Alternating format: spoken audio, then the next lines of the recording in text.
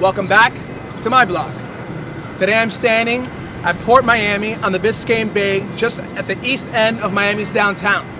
From finger piers in the Miami River to the world's premier passenger cruise port, the Port of Miami has mirrored the development of Miami over the years and now has become one of the largest cargo ports in the United States.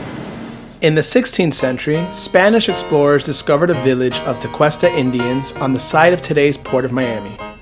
The village was thought to have been at least 2,000 years old.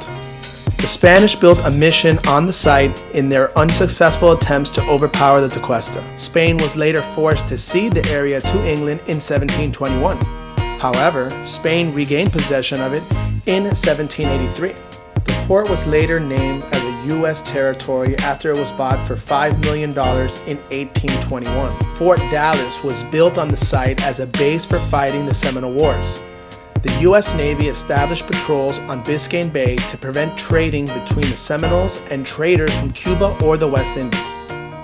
In 1896, after the port was abandoned, the Florida East Coast Railway reached the area after a freeze killed most of the state's citrus crop. Henry Flagler dredged the harbor, built the Royal Palm Hotel, and began to advertise for tourists. The city was incorporated that year. The port was a main source of income as the area grew, but a continuing controversy began, which is still in play today. Where should the port be located?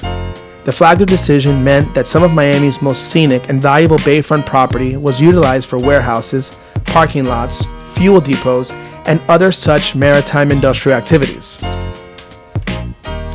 During World War II, the U.S. Navy assumed control of the port as an area that became a huge training camp for members of the armed forces. As the 1950s came to a close, the issue of creating a larger and more modern port came to head. On July 22, 1959, Metro Dade announced that the new port would be constructed. The decision marked the beginning of the present Dodge Island Seaport. The quote-unquote new Port of Miami officially opened on October 4th, 1964. The idea of a tunnel connecting the Port of Miami to Watson Island was first conceived in the mid-1980s as a way to reduce traffic in downtown Miami. The Port Miami Tunnel was Florida's first public-private partnership, with construction beginning in May 2010.